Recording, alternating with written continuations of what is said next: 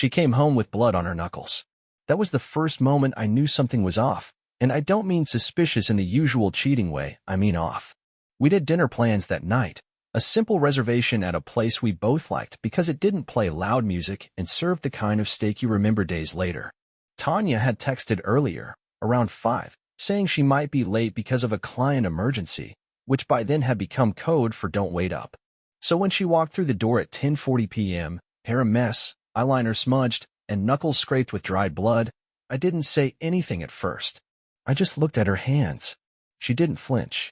She just walked straight into the kitchen, took the bottle of bourbon I had opened for what was supposed to be our night together, poured herself a shot, and knocked it back like she'd been in a bar fight. Then she looked at me with this casual shrug and said, "Don't ask. Some guy wouldn't leave me alone at the gas station." I didn't know what to say. Tanya wasn't the type to throw punches or start confrontations. She was corporate, spreadsheets, brand strategy, power heels, and conference calls. The idea of her punching someone was like imagining a cat barking. "You hit him?" I asked, watching her as she rinsed her hands and grabbed a bandage from the drawer. "He grabbed my wrist," she said flatly. I reacted. "End of story. Did you call the cops?" "No," she snapped, too fast. "Didn't have time to sit around filling out forms." I left. We stared at each other for a second. I nodded like I believed her, and she disappeared into the bathroom, slamming the door behind her. I didn't sleep that night. I kept hearing that bottle clink against the glass, and the way her voice had sounded, calm but weirdly distant, like she was reading a script written by someone else. I lay awake wondering if she was lying. And if she was, who the bleeds on her hands from cheating? The answer came 4 days later, not in the form of some text or app notification, not through catching her whispering on the phone. No, the answer came from a jacket. A stupid, overpriced tin trench coat she always wore when she wanted to feel powerful. I was folding laundry. Yeah, I do laundry in the house because Tanya hasn't touched a washing machine since Obama was in office, and her coat was on the chair. I was about to hang it when something fell out of the pocket. It was a small, folded piece of white cardstock. Heavy paper. The kind they use for wedding invitations or some pretentious product launch. I picked it up, unfolded it, and immediately knew this wasn't just some leftover mailer or flyer. It was a handwritten thank you card. "Thanks for coming. You looked incredible. Can't wait for round 2. D." My stomach twisted in a way I didn't expect. Not because of what it said. I hadn't even processed the words yet, but because of how neat and intentional it all was. No smudges. No scribbles. Just a smooth, expensive card that reeked of planning. I reread it. "You looked incredible." Not past tense. Not "you're incredible." Just a casual little throwaway line, like they had dinner and ed and talked about it like a job well done. I stood there, card in hand, staring at the wall while the dryer buzzed like it had something to say. And for the first time in our marriage, I felt hatred. Not just anger or betrayal, real, poisonous, low-in-the-gut hatred. I didn't know who D was. I didn't know where round 2 had happened or what round 1 had looked like. But I knew one thing. This wasn't some spontaneous drunken slip. Tanya was seeing someone, and she was seeing them enough that they wrote her notes. That night, I didn't mention the card. I put it back in her coat exactly how I found it. I wanted to see how long she'd leave it there. If she remembered it was there. If she noticed me looking at that coat when she wore it the next day. She didn't. She wore it like she always did, confident, sharp, with that air of importance she wore better than any perfume. I followed her. No dramatic music, no fedora and trench coat like a detective in the movies. I just left work early, told my brother to cover the last couple hours at the shop, and waited in the parking lot of her office. At 5:13 p.m., she came out, talking on the phone, laughing, holding that same coat on her arm. She got into her car and drove, and I followed. She didn't go to a restaurant or a bar. She didn't go to a friend's house or a client's office. She drove to art gallery. Let me be clear, Tanya doesn't give about art. We went to one gallery opening in our entire marriage, and she spent the whole time making fun of the people drinking wine out of mason jars and using words like immersive and curated. So when I saw her park, grab a black tote from the back seat, and walk into the same gallery with a practiced smile, I knew exactly what this was. I waited 15 minutes, parked 2 blocks away, then walked past the place and peeked through the glass. There she was, standing next to a tall guy with a beard, wearing a button-down shirt that looked like it had never seen a wrinkle. They weren't kissing. They weren't touching. but their bodies leaned toward each other in a way that told me everything I needed to know. She laughed, not her usual polite laugh, but that real one she only used around people who made her feel good. His hand was on her back. She didn't move it. I didn't go in. I walked back to my car, drove home, and sat in the garage for 30 minutes just staring at the wheel. My hands were shaking. Not from sadness. Not even from betrayal. From this white-hot rage I'd never felt before. It was like my whole body was humming with static. When she got home later, around 11, she walked in carrying that same tote bag and a half-finished bottle of wine. She looked happy. She looked light. And she kissed me on the cheek and said, "Client dinner ran late." "Sorry, babe." I nodded, smiled, and went back to watching whatever the hell was on the TV. I don't even remember what it was. I just remember thinking, "You lying." I didn't say anything that night. Or the next. Because I wasn't going to just confront her. I was going to burn it all down. It took me exactly 3 days to find out who he was. The gallery was owned by some community nonprofit, so they had a website that listed their staff, volunteers, and events. I didn't even have to dig deep. His name was Daniel Sharp, 37, creative director. And of course, he had one of those smug headshots where he's looking off to the side like someone just told him he's the future of art. I clicked on his bio and read every word with a kind of slow, boiling disgust. Passionate about connecting art with emotion, it said. Believes in vulnerability as a superpower. I could almost hear Tanya laughing at that if he weren't the one saying it. This guy had everything I hated: pretentious job, carefully cultivated online presence, and the kind of face that looked like it had never known real struggle. I checked their social media. Scrolled through their Instagram. He showed up in 5 posts over the past month. Tanya was in 2 of them, not tagged, but clearly visible in the background. One of them had her smiling with a glass of wine, standing next to a display labeled, "After Dark Series." Another had her hand partially in frame, resting on a chair where Daniel sat. That was enough. I screenshotted them all. Not because I needed proof, I wasn't in denial, but because I knew eventually she'd try to rewrite the story. They always do. They say it wasn't that serious, it didn't mean anything, it was just a phase. I wanted receipts. That Friday night, she told me she was staying late to wrap up a presentation. I told her, "Sure, take your time." She left around 6, and I waited 10 minutes before I grabbed my keys and followed the same path as before. This time, I parked even closer. I had brought a baseball cap and a mask, not because I was trying to hide, but because I didn't want the attention. I wanted to observe, not get involved. Not yet. At 6:40, she walked in. 15 minutes later, he showed up. He didn't park far. He pulled in like he belonged there, like this was just another casual night at the office. I watched him take out his laptop bag, sling it over his shoulder, and walk in with that same easy confidence. I don't know what I was expecting to feel. Maybe jealousy. Maybe despair. But what I felt was closer to planning. I didn't care about the lies. What I cared about was that she looked so relaxed with him, like the woman I married was now someone else entirely, and I hadn't even been notified. I waited an hour. Around 8 p.m., I walked up to the side of the building and looked through the window that faced the back gallery room. They had lights strung up, some soft music playing, and there were maybe 5 people inside, Tanya and Daniel included. They were sitting close, laughing at something on his phone, her hand on his knee. Not his thigh. His knee. That kind of placement meant it wasn't new. That's the kind of touch you give someone you're used to touching. And right then, I knew this wasn't some new fling. It had been going on for weeks, maybe months. And I had been home, doing dishes, folding laundry, building a life, while she played dress-up with some discount art director like she was in a low-budget romance movie. I didn't go in. I didn't confront. I wanted to, but that would have been giving her too much.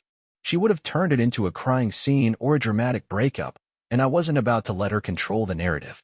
I walked back to the car, started the engine, and drove straight to a hardware store that stayed open late.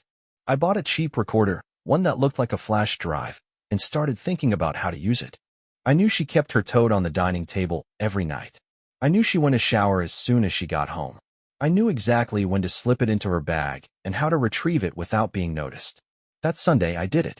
She came home from brunch with a friend, tossed her bag on the table like always, and went upstairs. I was in the living room with a podcast on. I walked over, unzipped the side pocket, slipped the recorder in, and zipped it back up. No heartbeat skipped. No hesitation. She came down an hour later in pajamas, hair wet, smelling like lavender, and sat next to me like we were still us. I played along. The next day, she left for work. I waited 30 minutes, drove home from the shop, took the recorder out, and plugged it into my laptop in the office. There were 4 files, all audio. The most recent was from that brunch, or as it turned out, brunch was a little field trip to a hotel on the east side of town. The audio was grainy, but it didn't matter. Her voice was clear. His voice was clear. They talked like a couple who had nothing to hide. About how she loved how easy things felt with him. About how she hated feeling like a roommate back home. About how she wished she could just press reset on her life. Then, the sounds. The kind of sounds you only hear when people forget the world exists. I listened once. Just once. That's all it took. That night, she came home like usual. Same routine. Same fake smile. And I said, "Hey, how was brunch?" She paused only for half a second before saying, "Good. She's doing better. Her mom's out of the hospital." I looked at her for a long time. Glad to hear it. She smiled, went upstairs. I sat there with a rage I could barely contain. Because now I knew. And it wasn't just cheating. It was mockery. And I don't let people mock me. Ever. I waited another week. Not because I needed more proof. Not because I had doubts. But because I wanted to watch her lie to my face over and over again. Wanted to see just how deep into this performance she could go without blinking. Every time she walked into the house with that casual attitude, set her bag down, and gave me a look like she'd spent the day working hard, I felt my chest tighten in a way I had never experienced. It wasn't heartbreak. That had already passed. What I felt now was precision. I wanted her to be completely comfortable when I ripped the floor out from under her.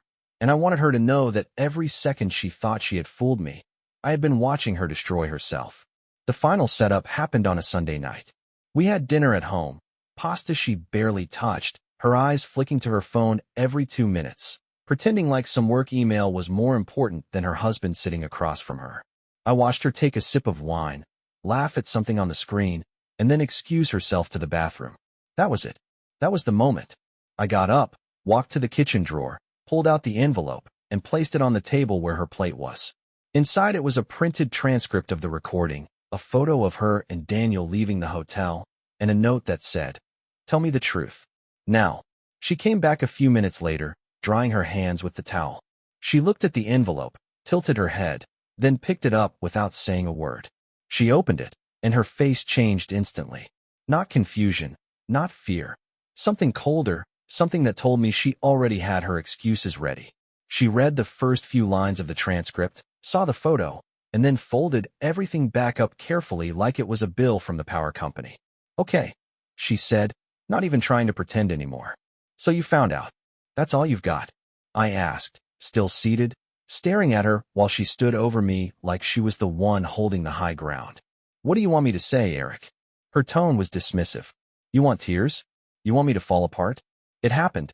You know it happened. I know it happened. What do you want? I want you to explain why you decided to sleep with someone else while pretending this marriage still meant something." "It stopped meaning something to me a long time ago," she said without hesitation. "I was just too tired to fight. You were always there, always predictable, always doing your part, and it got boring." That line hit me like a hammer to the face, but I didn't let her see it. I stayed seated, still calm. "Boring," I repeated. "Yes, you're a good guy. You do the laundry, you pay the bills, you don't yell, you keep everything running like clockwork. But nothing about our life made me feel alive anymore. So you felt alive getting slept by some second-rate art gallery clown." She rolled her eyes. "Don't reduce it to that. I needed something that reminded me I wasn't just a part of your routine. I needed someone who saw me." "That's funny," I said, finally standing up.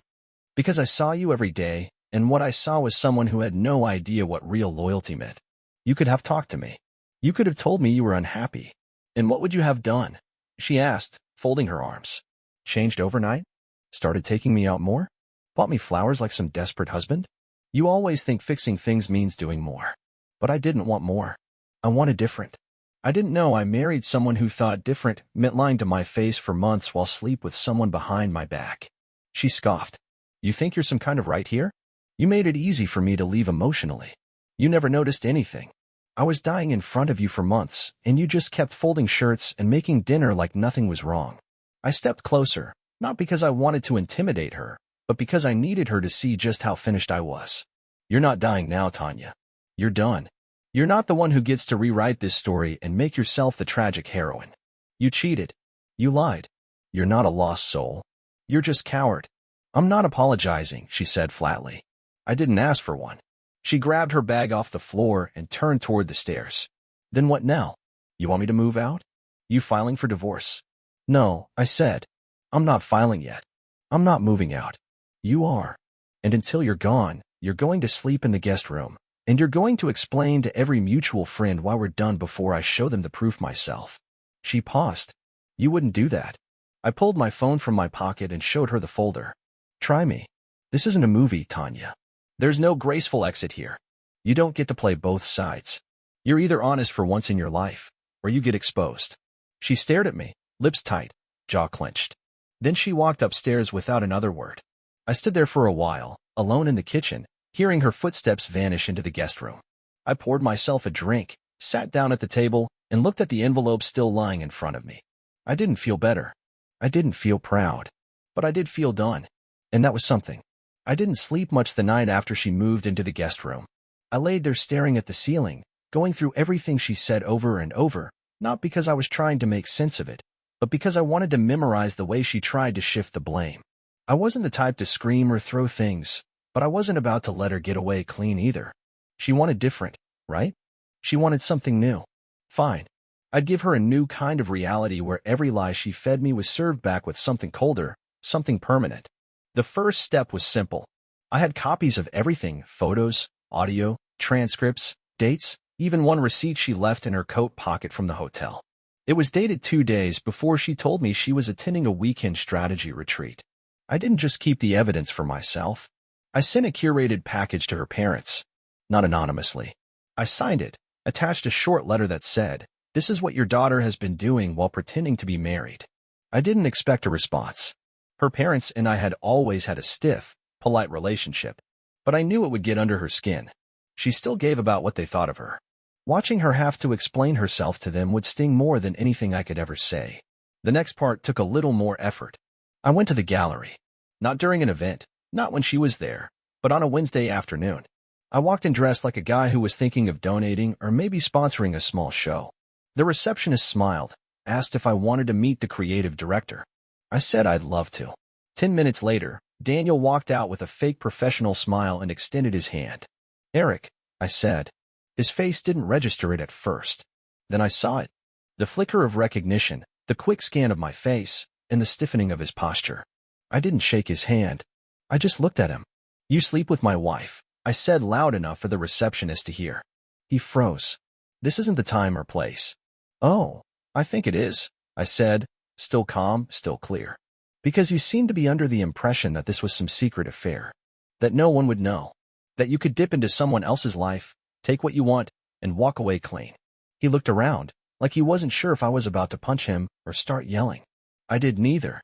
"I'm not going to hit you," I said. "But I am going to make sure everyone who funds this gallery knows what kind of person is running it. I'm going to tell them how you use your position to sleep with married women and then pretend it's deep and meaningful. And I've got proof. You two made it real easy." He tried to say something, probably some weak excuse, but I didn't give him the chance. "Don't contact me. Don't talk to her. Don't pretend like this was love. It was cheap and you'll pay for it." Then I walked out, already texting a contact I had in the local business committee. He owed me a favor, and by the end of the week, Daniel's name started getting passed around with a few attached comments about ethics and inappropriate relationships. I didn't care if it ruined him. In fact, that was the point. I wasn't just ending their fun. I was making sure it cost them something real. Back home, Tanya was already getting texts from her mom. I heard the way her voice changed when she read them, the pacing in the guest room, the hissed whispers over the phone. She tried to keep it quiet, but I heard enough. She had no idea I'd gone to the gallery yet. She was still playing defense with her family, trying to downplay it, claiming it was a mistake that only happened once. Classic. She didn't know I'd already made my move while she was still trying to cover her tracks. That night, I cooked dinner like nothing had happened. She didn't come down. Good. I didn't want to eat across from her anymore anyway.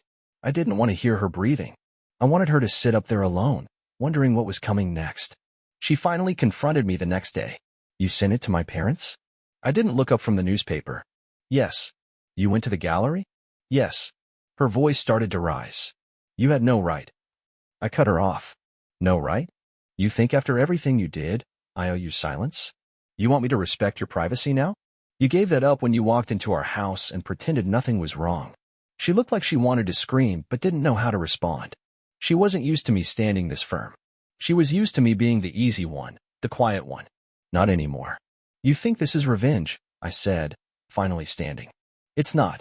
This is reality. This is what you built. I'm just the guy turning the lights on so everyone can see it. She stared at me, eyes wide, like she didn't recognize me anymore. I walked past her, out the front door, and didn't say another word. It took her another 5 days to finally sit down and talk to me like an adult instead of sulking upstairs like a teenager grounded for the first time.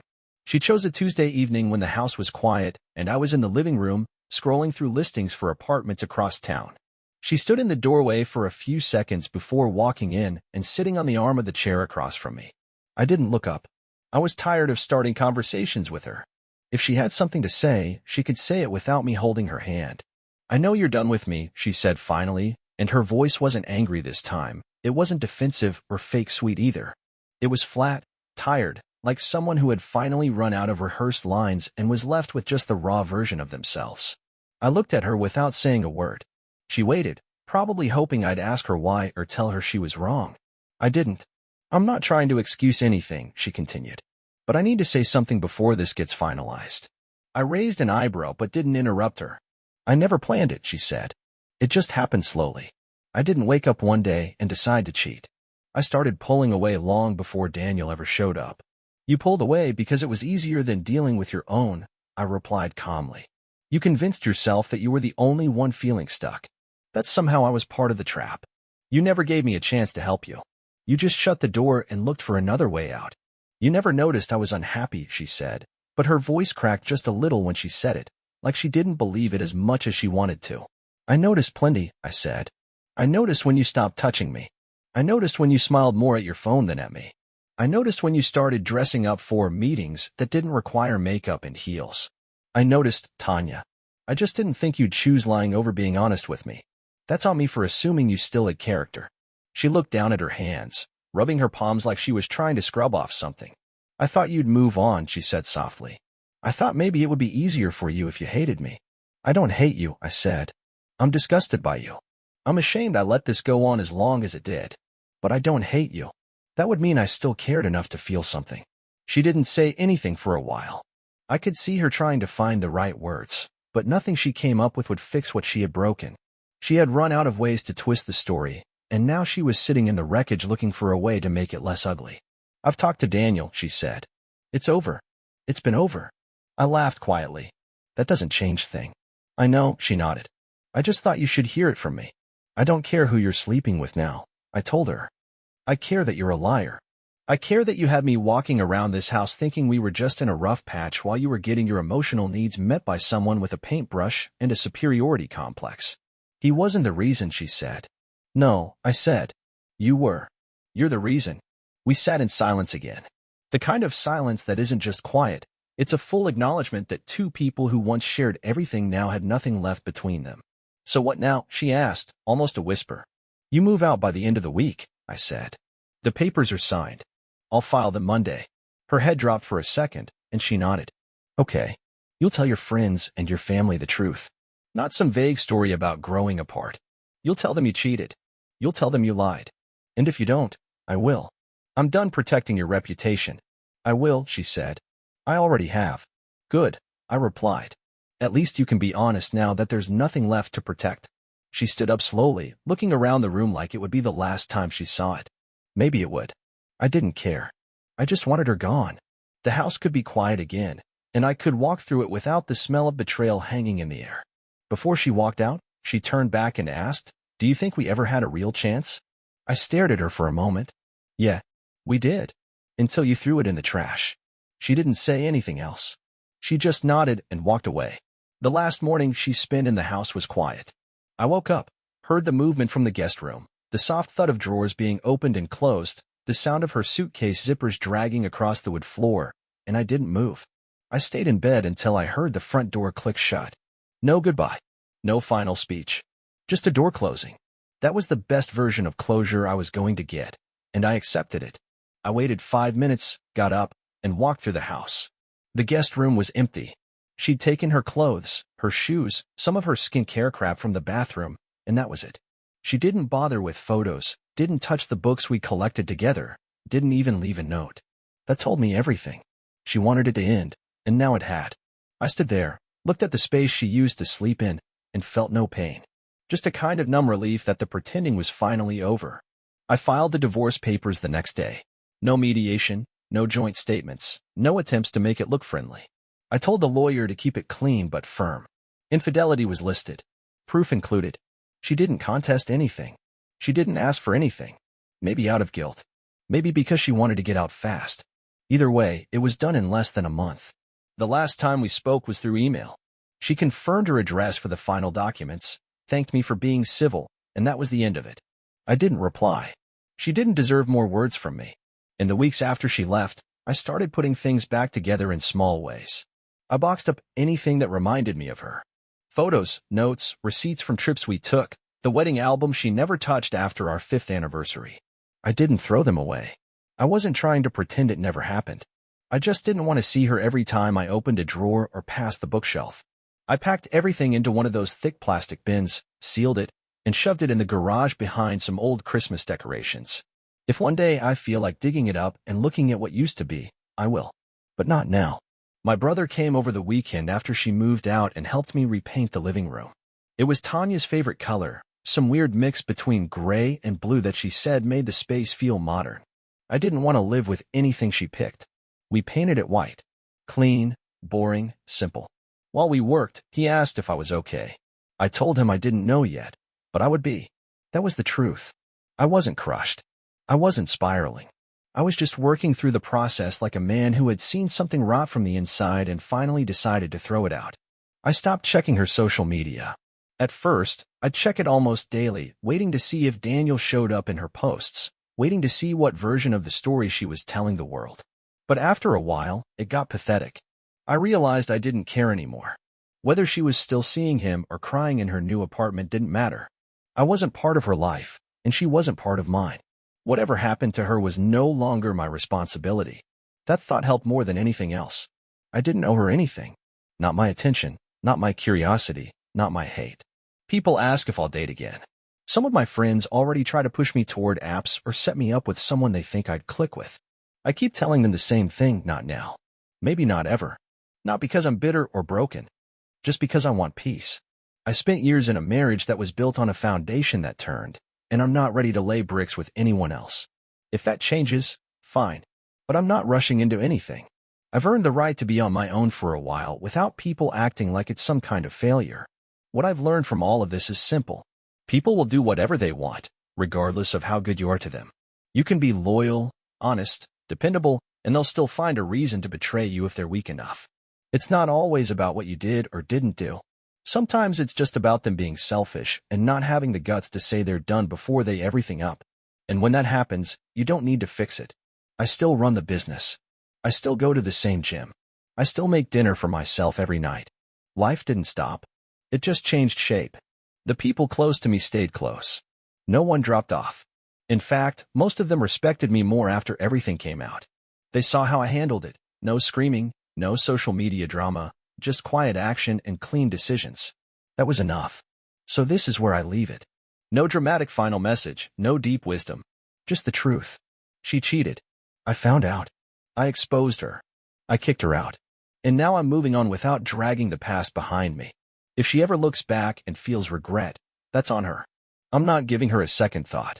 I'm too busy building a version of my life where I can look in the mirror and know I didn't lie to anyone, especially not myself.